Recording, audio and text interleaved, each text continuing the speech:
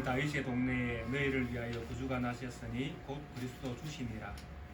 너희가 가서 강보에 사여 부위에 뉘어 있는 아기를 보리니 이것이 너희에게 표적이니라 하더니 호련히 수많은 천군이 그 천사들과 함께 하나님을 찬송하여 이르되 지극히 높은 곳에서는 하나님께 영광이요 땅에서는 하나님이 기뻐하신 사람들 중에 평화로다 하니라. 아멘.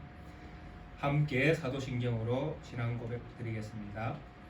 전능하사 천지를 만드신 하나님 아버지를 내가 믿사오며 그 외아들 우리 주 예수 그리스도를 믿사오니 이는 성령으로 잉태하사 동정녀 마리아에게 나시고 본디오 빌라도에게 고난을 받으사 십자가에 못 박혀 죽으시고 장사한 뒤 사흘 만에 죽은 자 가운데서 다시 살아나시며 하늘 오르사 전능하신 하나님 우편한 자 계시다가 저리로서 산 자와 죽은 자를 심판하러 오시리라. 성령을 믿사오며 거룩한 공회와 성도가 서로 교통하는 것과 죄를 사하여 주시는 것과 몸이 다시 사는 것과 영원히 사는 것을 믿사옵나이다. 아멘. 교독문 제57문 성탄절 함께 교독하도록 하겠습니다.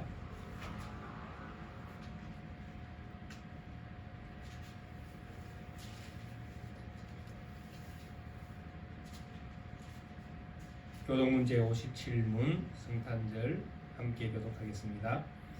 여호와의 영광이 나타나고 모든 육체가 그것을 함께 보리라. 베들레헴 에브라다야 너는 유다 족속 중에 작을지라도 이스라엘을 다스릴 자가 내게서 내게로 나올 것이라. 한 아기가 우리에게 낳고 한 아들을 우리에게 주신 바 되었는데 그 어깨에는 정사를 메었고 그 이름은 기묘자라 모사라 전능하신 하나님이라. 영존하시는 아버지라 평강의 왕이라 할 것임이라. 그 정사와 평강의 더함이 무궁하며 또 다윗의 위에 앉아서 그 나라를 굳게 세우고 자금 이후 영원토록 공평과 정의로 그것을 보존하실 것이라. 천사가 이르되 무서워 말라 오라 내가 온 백성에게 미칠 큰 기쁨의 좋은 소식을 너희에게 전하노라. 오늘날 다윗의 동네에 너희를 위하여 구주가 나셨으니 곧 그리스도 주시니라. 아멘. 찬송가 113장을 함께 찬양드리도록 하겠습니다.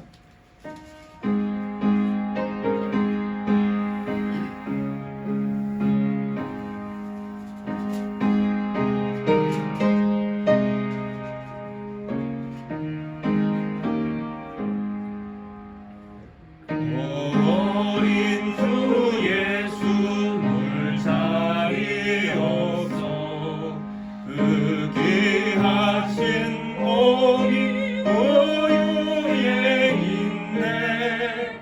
저 하늘의 별들 반짝이는데 그 어린 주 예수 몰리에 자네. 저 육축 소리에 낙이 잠게나 거순하신 예수 오시지 않네. 귀하신 예수를 나 사랑하니 새날이 밝도록 함께 하소서. 주 예수 내 곁에 가까이 계셔 그 한없는 사랑 널 베푸시고 온 세상 나귀들 다 품어주사 주 품 안에 안겨 살게 하소서.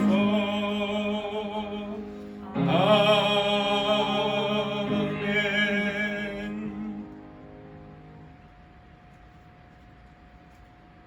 하나님이 세상을 이처럼 사랑하사 독생자를 주셨으니 이는 저를 믿는 자마다 멸망치 않고 영생을 얻게 하려 하심이라 말씀하셨습니다.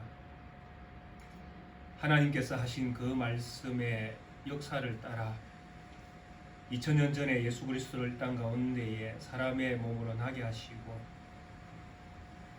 이 땅 가운데에서 고난과 하나님 아버지로부터의 버림과 십자가의 죽으심을 통해서 인생이 해결할 수 없는 죄의 짐을 해결해 주셔서 이 세상에 있는 자기 백성들을 죄에서 구원하여 하나님의 영광의 보좌에 나아갈 수 있는 능력을 얻을 수 있도록 그 사역하심으로 인하여 우리에게 큰 은혜 베풀어 주심을 감사드립니다. 오늘도 하나님께서 예수 그리스도를 통해서 하신 그 일들을 기억하면서 예수님이 오신 날을 우리가 함께 기념함으로 예배하기를 소원합니다. 하나님, 저희들을 부르셔서 예배자로 삼으시고 주님 오심을 기억하는 자로 살아갈 수 있도록 은혜를 베풀어 주셨으니 이 예배함을 통해서 하나님의 크신 사랑을 다시 한번 확인할 수 있도록 도와주시고 예수님께서 하신 그 놀라운 일들을 기억하면서 그분 섬기는 삶을 우리의 삶의 목표로 삼고 다시 한번 새 힘으로 하나님의 백성으로 살아가는 그런 귀하고 복된 결심을 할 수 있는 시간 되어줄 수 있도록 하나님 함께해 주옵소서.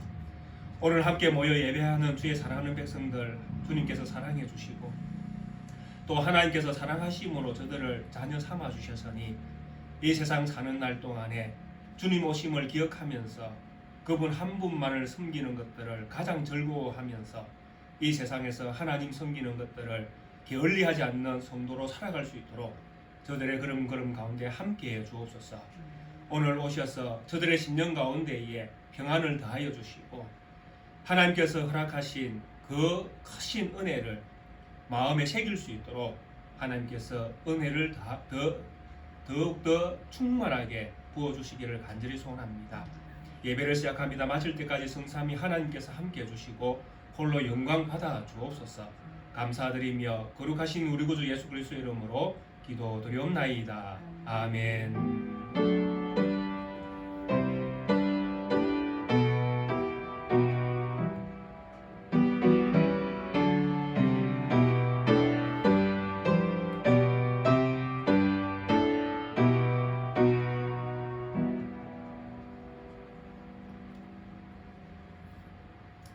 하나님의 말씀 함께 보도록 하겠습니다. 누가복음 2장 1절에서 14절에 있는 말씀까지입니다.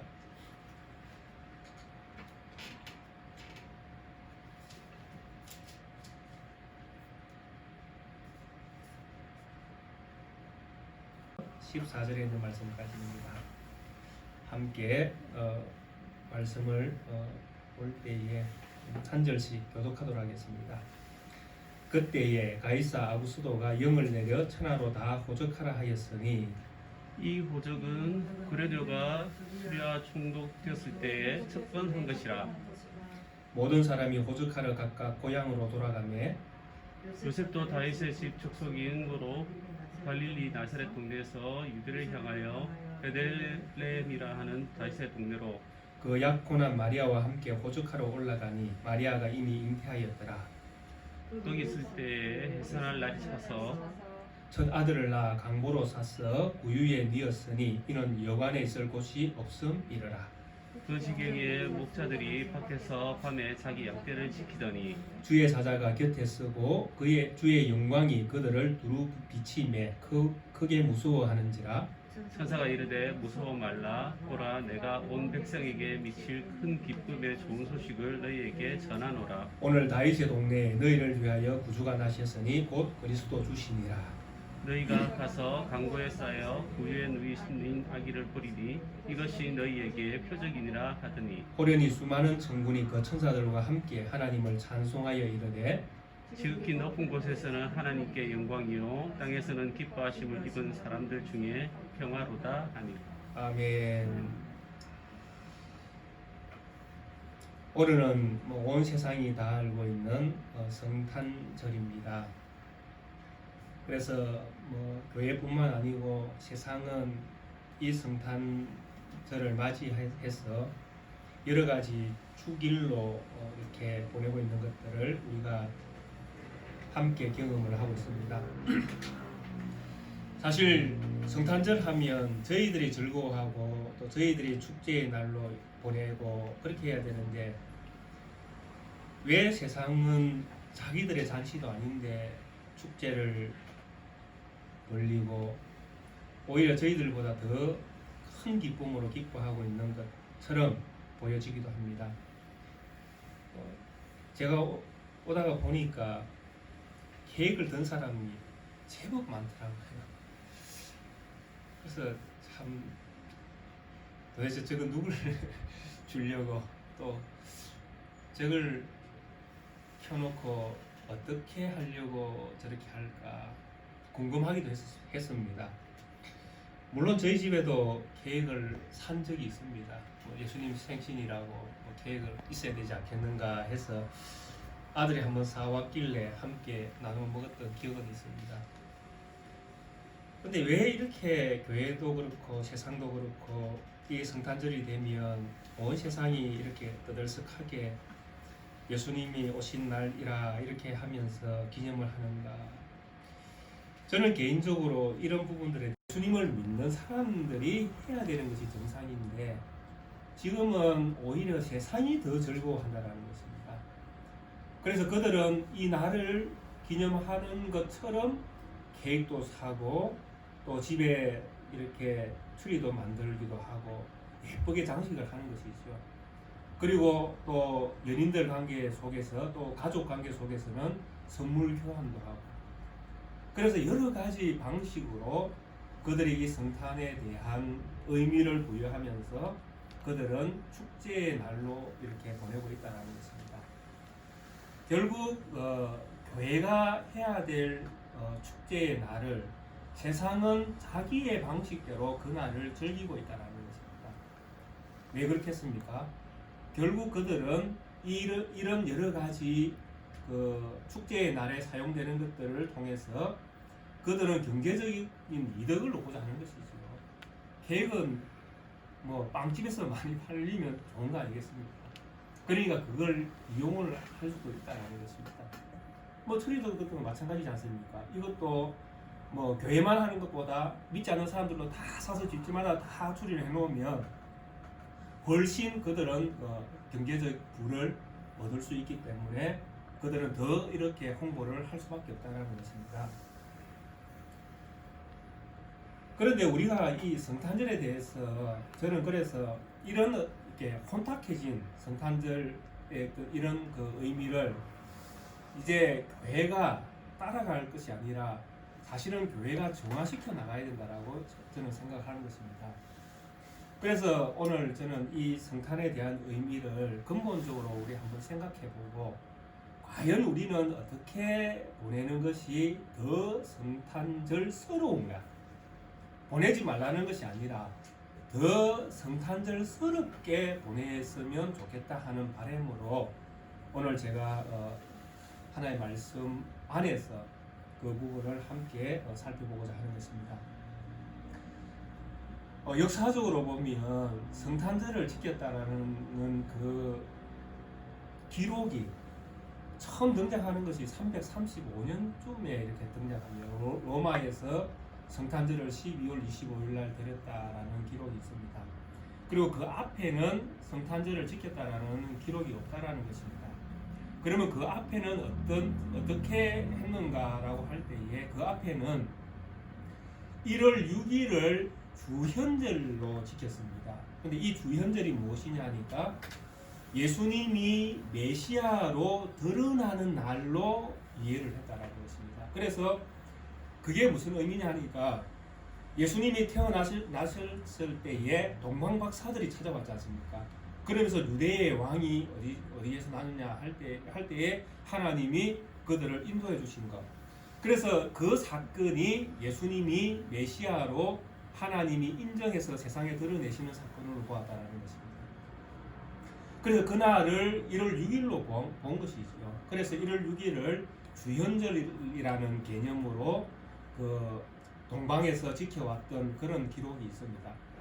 그런데 왜 갑자기 그렇게 지내오던 날이 왜 갑자기 12월 25일로 바뀌면서 그것이 처음 335년경 이렇게 로마에서 발견이 되느냐 하는 것입니다. 사실 그 기독교가 국교가 된 것은 313년입니다. 밀라노 칙령에서 콘스탄티노플 황제가 기독교를 국교로 이렇게 선포를 합니다. 그러니까 로마에서 기독교가 이제 국교로 선포가 되어지니까 얼마나 이제 많은 이교도를 섬기는 사람들이 교회로 들어오겠습니까? 한국도 마찬가지지 않습니까? 한국의 문화라는 것이 유교적 문화권에서 불교 유교적 문화에서 자라지 않습니까?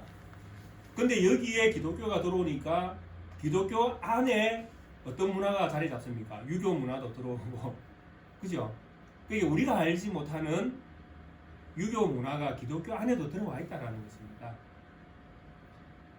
그래서 이런 종교, 그러니까 문화의 어떤 혼합이 일어난 것을 우리가 경험했듯이 그 당시도 마찬가지다라는 것입니다. 로마도 이교도들이 교회 안으로 들어와서 그들은 성탄절을 이렇게 지키기 전에 자기들의 어떤 그 절일이 있었다는 것입니다. 그게 무엇이냐 하니까 그 태양신을 섬기는 태양을 섬기는 그 태양력이 있었다는 것이죠. 그게 그러니까 그들이 태양력을 섬기는데 그게 언제냐 하니까 농신제라고 해서 12월 17일부터 12월 24일까지 그들은 로마에서 농신제라는 그 축제를 지켰습니다. 그렇게 지킬 때에 그들은 그 축제 때 뭘 했는가 하면 선물 교환도 하고 가난한 사람을 돕기도 하고 이런 이제 문화를 그들은 가지고 있었던 것입니다. 그들이 그렇게 문화를 가지고 있다가 이제 동지가 12월 25일인데 동지가 딱 될 때에 태양이 해를 이제 해가 짧아지지 않습니까? 그러면 짧아지면서 동지가 딱 올 때에 해가 딱 죽어야 되는데 동지를 기점으로 해서 해가 죽는 것이 아니라 다시 하지로 올라가면서 해가 살아나는 거죠. 해가 길어지잖아요. 그러니까 로마에서 이 12월 25일을 해가 그 어두움을 이긴 날로 그렇게 지킨 것입니다. 로마는 그런 문화를 가지고 있었던 것입니다. 근데 이런 문화를 가지고 있던 사람들이 교회 안으로 들어오니까 이제 그들은 그들의 문화를 가지고 교회로 들어오니까 교회가 이 사람들을 흡수해야 되잖아요. 그러니까 너가 지키는 거 다 안 된다 이렇게 할 수가 없으니까 12월 25일 태양이 승리한 그런 축일로 지키는 그 사람들을 성경에도 보면 예수님을 가리켜서 뭐라고 표현했는가 하면 의의 태양이라고 표현해놨거든요. 말라기에 보면. 그러니까 이거 예수님에게 적용시키면 되겠다. 이렇게 해서 이날을 12월 25일을 예수님 탄신일로 하자. 이렇게 이제 로마에서는 아마 그렇게 지키기 시작했다라는 추정을 하고 있습니다. 그래서 12월 25일이 로마에서 농신제로 지키던 그 태양 절기에 예수님의 탄생일을 접목시켜서 12월 25일로 예수님의 탄생을 하자.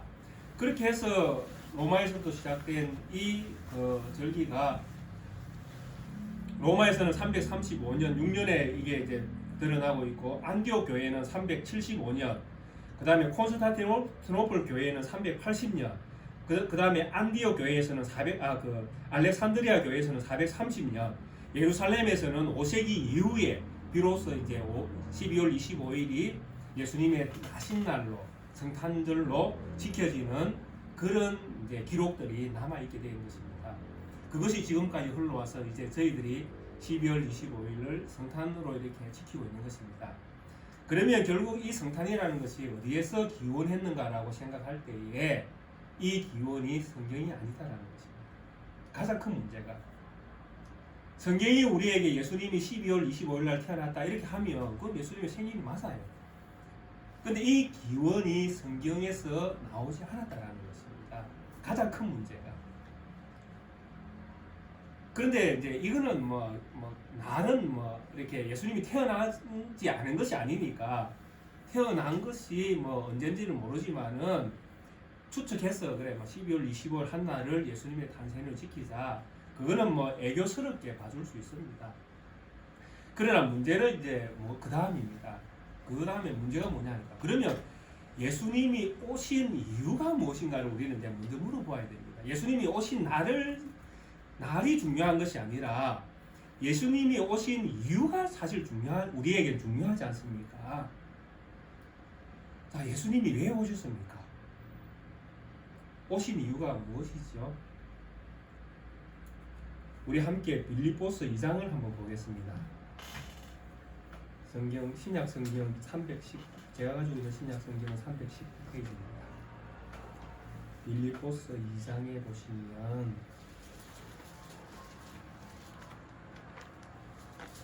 2장 5절부터 11절을 우리가 한번 읽어보겠습니다. 빌립보서 2장 5절에서 11절입니다. 너희 안에 이 마음을 품으라.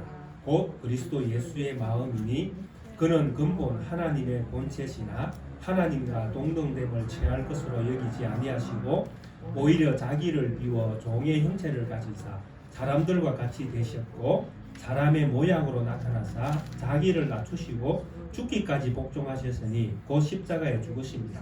이러므로 하나님이 그를 지극히 높여 모든 이름 위에 뛰어난 이름을 주사 하늘에 있는 자들과 땅에 있는 자들과 땅 아래에 있는 자들로 모든 무릎을 예수의 이름에 꿇게 하시고 모든 입으로 예수 그리스도를 주라 시인하여 하나님 아버지께 영광을 돌리게 하셨느니라. 아멘. 여기에 예수님이 오신 이유가 다들 있거든요. 예수님은 근본 무엇입니까? 하나님이십니다. 그분은 처음부터 하나님이세요. 본체라고 하는 게 이게 본성을 얘기해요. 예수님은 원래 어떤 분이냐 하는 거 있거든요. 그분은 원래부터 성경이 뭐라고 말씀하시는가 하면 하나님이라고 그렇게 말씀합니다. 그분은 원래 하나님이셨다. 그런데 이제 이분이 이제 7절부터 내용이 이제 육신으로 오신 것을 이야기하거든요. 하나님이셨는데 그 하나님이 자기를 비워 종의 형체를 그렇게 이제 사람으로 이제 오신 걸 얘기하는 것입니다. 사람의 형체를 가지사 사람과 같이 되셨고 십자가에서 뭐라고 말씀하셨습니까? 십자가 지시기 이전에도 그렇게 나의 하나님 어찌하여 나를 버리시나이까 이렇게 예수님께 고백하셨지 않습니까? 그게 하나님으로부터까지 버림받은 것이 무엇이냐 하니까 십자가거든요. 십자가는 철저한 버림입니다. 철저한 버림. 왜냐하니까 공중에 들려 있잖아요. 십자가가 공중에 들려 있는 게 뭘 이야기하는가 하면 땅으로부터도 버림을 받고 하늘로부터도 버림을 받은 것을 공중에 달려 있다라고 표현하는 겁니다. 성경이. 그 땅에서 누구로부터 버림을 받습니까? 모든 사람으로부터 다 버림을 받잖아요. 그러니까 예수님 십자가 달릴 때 예수님을 따랐던 사람들은 어땠습니까? 다 도망가 버렸잖아요. 제자들까지 다 도망가 버렸잖아요. 그리고 하늘로부터는 어찌하여 나를 버리십니까? 라는 고백을 예수님의 입으로 하셨잖아요. 그게 철저한 버림입니다. 이 버림을 통해서 고난과 버림, 아버지와 세상으로부터의 버림을 통해서 십자가에 죽는 것까지가 예수님이 육신으로 오셔서 한 사역을 통째로 이제 우리에게 보여주는 겁니다. 그래서 그분은 왜 오셨는가라고 우리가 질문을 던지면 예수님이 왜 오셨는가라고 질문을 던지면 빌립보서 2장 7절부터 8절에 있는 이 이야기를 할 수 있다는 것입니다. 그죠? 맞잖아요. 예수님이 왜 오셨는가라고 할 때 육신의 몸을 입었잖아요. 그럼 육신의 몸을 입은 그 사건을 우리가 이야기할 수 있다는 거죠. 그분이 육신을 왜 입었느냐라고 할 때에 이런 과정을 겪으려고 육신을 입었다라고 우리는 이야기할 수 있다는 것입니다. 그런데 이 이야기를 하는 우리가 지금 어떻게 예수님을 바라보고 있는가 하면 오늘 성탄절을 예를 들면 어떻게 지금 우리가 얘기를 하고 있는가 하면 예수님 잘 오셨습니다. 지금 우리가 그렇게 얘기하고 있는 거예요. 이해가 되십니까? 예수님이 지금 육신을 입고 이 땅에 딱 오셨잖아요. 오신 날을 지금 우리가 기념하고 있지 않습니까? 근데 예수님은 왜 오셨는가라고 성경이 우리에게 답을 주기를 그분은 세상에서 고난받고 죽으려고 왔다라고 지금 이야기를 한다라는 것입니다. 성경은. 근데 우리는 또 이 성경을 하나님의 사역으로 또 예수님의 사역을 믿는 우리가 이 성경을 가지고 있으면서도 이 사건을 보면서도 우리는 우리의 입장에서 뭐라고 이야기하는가 하면 예수님 잘 왔습니다. 고맙습니다. 이러고 있는 거예요. 우리가 얼마나 이상한지 혹시 느끼십니까? 예수님이 이 땅에서 죽으러 왔는데 우리는 잘 오셨다라고 지금 얘기하고 있는 거예요. 왜 잘 오셨습니까? 우리 입장에서 왜 예수님이 잘 오셨죠? 결국 내 구원이 이제 드러나는 것이죠. 내가 구원받았으니까. 내가 예수님 사역 때문에 내가 나는 이제 엄청나게 은혜를 받은, 그죠? 하나님부터 복을 받은 자리에 있단 말입니다. 근데 복을 받은 자리에 내가 있지만은 내가 그 자리에 있기까지 예수님이 오신 이유는 다르다라는 것이죠. 그분은 뭐하러 오셨는가? 죽으러, 고난받으러 그렇게 오셨다는 것입니다. 그것이 예수님이 육신을 입으신 이유라는 것이죠. 그래서 제가 볼 때는 그렇습니다. 우리가 물론 우리의 구원이 너무나 귀하고 소중하고 예수님이 하신 사역을 보면 정말 눈물 나야 되죠. 근데 축하하기에는 이게 조금 미안하다라는 것이죠. 조금 미안한 정도가 아니죠. 그럴 입장이 안 된다라는 것입니다. 제가 생각할 때에는 우리가 축하할 정도로 우리가 예수님의 나를 그렇게 생각해서는 되지 않는 것이 우리의 양심이 아닌가라는 생각을 저는 해보는 것입니다. 물론 제하고 생각이 다를 수도 있습니다. 근데 제가 보는 성경과는 그렇습니다. 우리 예수님이 오신 이유를 우리가 더 중요하게 생각해야 되니까 날이 중요한 것이 아니라 그분이 왜 오셨는가 하는 이 부분이 사실은 더 중요하니까. 근데 그분은 오신 이유가 이 땅에서 하나님으로서 하나님의 자격을 버렸다는 것입니다. 오실 때부터. 왜? 육신을 입으셔야 되니까. 사람의 자격으로 오셔야 되니까. 그래야 사람을 구원할 수 있으니까. 그래서 하나님의 자리를 버린 것부터 그분은 그것이 얼마나 수치스럽고 얼마나 모욕적인가, 그분의 출발부터 그분은 그렇게 시작했다는 것입니다. 그런데 하나님으로서 사람의 모양으로 세상에 오니까 누구도 예수님을 하나님으로 인정해주지 않았다는 것입니다. 어떤 누구도 예수님을 하나님으로 인정한 사람이 없었지 않습니까? 다 나사렛에서 무슨 선한 것이 나겠느냐? 네 말하는 근거가 도대체 어디 있냐? 너의 지식이 도대체 어디서 나온 것이냐? 그래서 세상은 예수님 한 분에 대한 예수님의 사역을 보면서도 끊임없이 세상은 그분에게 돌을 던지고 욕을 하고 하나님으로 계신 그분의 후광을 보지 못하고 사람으로 온 모습만 가지고 판단을 하고 결국 세상은 그런 하나님을 받아들이지 못해서 그들의 힘으로 그분을 죽였다는 것입니다. 사실 그게 우리의 실체라는 것입니다. 우리의 실상은 그렇습니다. 우리의 실상은 예수님 잘 오셨습니다라고 그렇게 이야기하는 자리에 있었던 자들이 아니라 우리의 실상은 우리가 예수님을 십자가에 못 박는 자리에 있었다는 것입니다. 그런 자리에 있었던 우리가 예수님을 향하여 축하합니다라고 아유 잘 오셨습니다라고 그렇게 이야기하는 자리에 있었던 것처럼 그렇게 행세할 수 없다는 것입니다.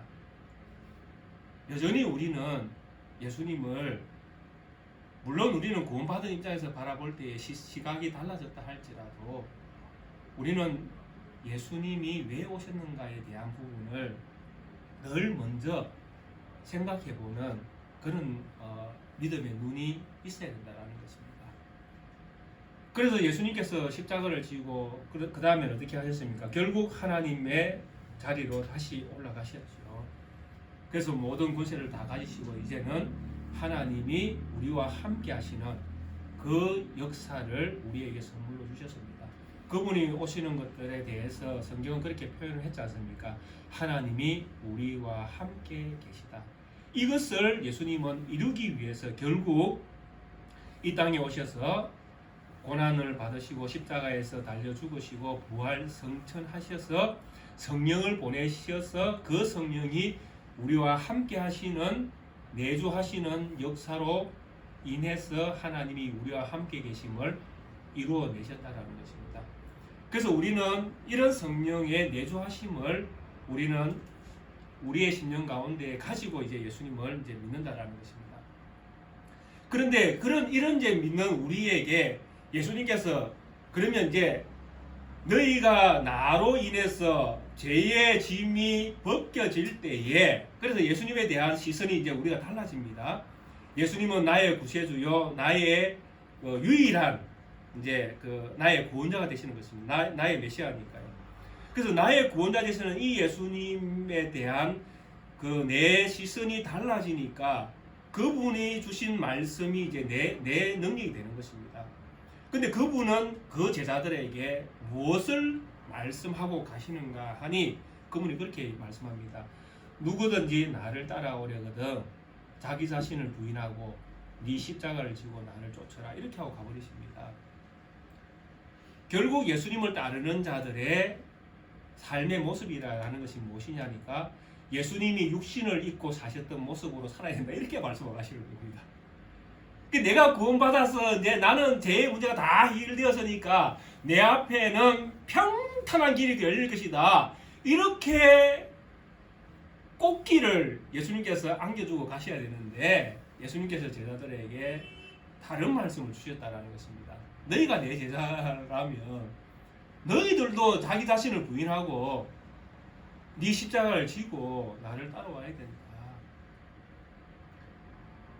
결국 예수님의 삶을 본받으라고 그렇게 말씀을 하시는 겁니다. 그러니까 우리에게는 이제 이 말씀이 살아있어야 되는 것이지요. 예수님의 사역, 예수님이 오신 목적이, 그리고 예수님께서 이루신 그 사역의 길이 이 땅에 남겨진 그리스도인들의 삶에 묻어나야 된다는 것입니다. 그것이 무엇입니까? 형제를 사랑하고 세상을 사랑하고 원수를 사랑하고. 그러니까 예수님께서 우리에게 안겨주신 그 짐은 끊임없이 세상에서 십자가의 길로 나아가는 그 믿음의 길을 우리에게 예수님께서는 주셨다는 것입니다. 그래서 오늘날 우리가 의미 있게 성탄절을 보낸다라고 할 때에 가장 의미 있는 성탄절은 결국 약한 자와 함께 나누는 것이지요. 그렇죠? 약한 자와 함께 나눌 수 있는 것. 진짜 의미를 찾는다면 그렇다라는 것입니다. 그렇게 찾는다면. 그래서 저는 이전에 제가 성도들한테 그렇게 했습니다. 가난한 자들과 함께 나누는 자리 같으면 얼마든지 나를 초대해라. 내가 기꺼이 따라가겠다. 거기가 어디든지. 그렇게 성탄절을 여러분들이 보낸다면 내가 거기 동참해서 따라가겠다. 그리고 남들 다 부활절 고난주간 이렇게 보낼 때 저는 그랬습니다. 고난주간 주간이라고 이렇게 떠들지는 말고 그냥 그날 고난의 어떤 의미를 되새기면서 눈물 조금 흘리는 거, 그런 걸로 당신들의 마음들을 후련하게 하는 걸로 만족하지 말고 차라리 혈액을 이렇게 뽑아내는 그런 데 가서 혈액이도 한번 뽑아주고 오라. 그렇게 하면서 정말 약한 자들과 함께하는 모습으로 여러분들이 살고 있음을 증명해내라. 그게 진정한 고난이고 그게 진정한 사랑이고 그게 진정한 그리스도의 삶이다. 그러니까 입으로 하지 말라는 것입니다. 정말 의미 있게 보내라는 것이죠. 그것이 진정한 예수님이 우리에게 주신 교훈에 더 합당하지 않겠는가 하는 것이죠. 그래서 이 성탄절이 의미 없다라는 것은 사실 저도 아닙니다. 물론 이것을 잘 살리면 얼마든지 의미 있게 우리가 보낼 수 있죠. 그 의미를 교회가 좀 잘 담아냈으면 하는 바람을 제가 가지고 있는 것입니다. 그래서 교회가 때로는 가난한 자들과 함께 할 수 있고 때로는 교회 식구들끼리 더 의미 있는 일들을 또 뭉쳐서 할 수도 있고 또 세상도 그렇지 않습니까? 물론 아까 세상을 비판적으로 바라보았지만은 그래도 제가 여기 있어서 성탄절에 대한 의미를 막 하는 것보다 어쩌면 노래 잘하는 불신자 가수가 TV 앞에 딱 나와서 고요 한번 그룹 한번 불러주면 훨씬 그 사람이 더 복음을 잘 전하는 도구가 될 수도 있죠. 그렇지 않습니까? 그러니까 모든 것들이 다 부정적인 것은 아닙니다. 긍정적인 또 역할을 하는 기능도 있다라는 것입니다.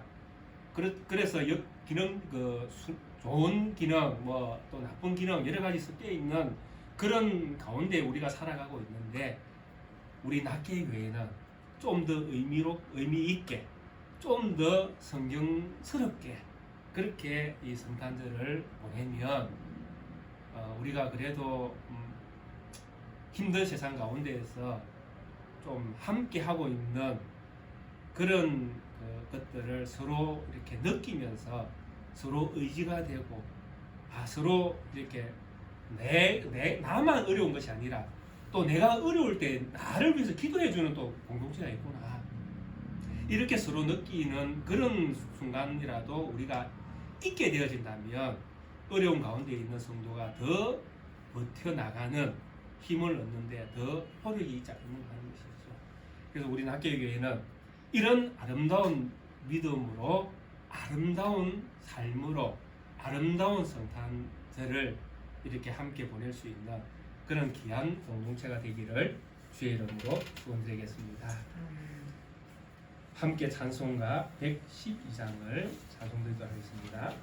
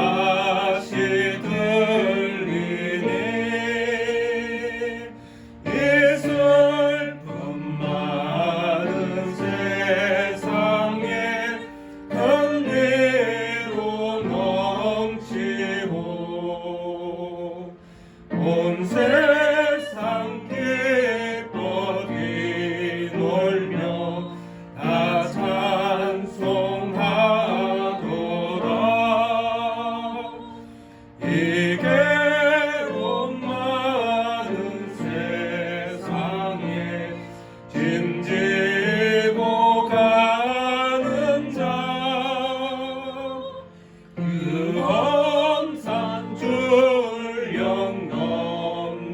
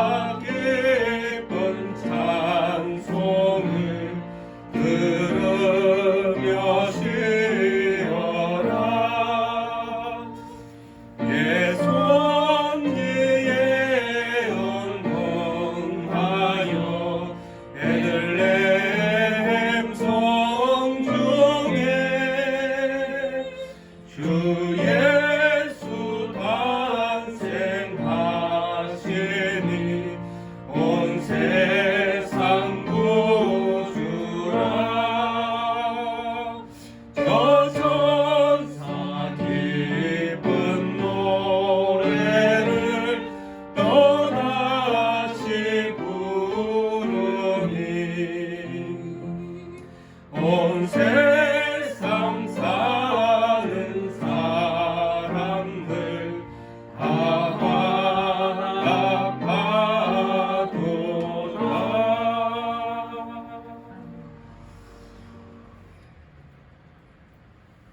지금은 우리 구주 예수 그리스도의 은혜와 우리 하나님 아버지의 무한하신 사랑하심과 성령 하나님의 교통하심이 주님이 오신 이유를 바르게 깨닫고 주님이 우리에게 주신 말씀을 기억하면서 우리 자신을 부인하고 우리에게 주신 십자가를 지고 주님을 따르는 모습으로 이 세상을 살면서 약한 자들과 함께 나누는 참된 성탄절을 보내기로 다짐하는 낫게교회 성도들과 저들의 가정과 자녀와 사업과 터전 위에 지금부터 영원토록 함께 있을 지어다. 아멘.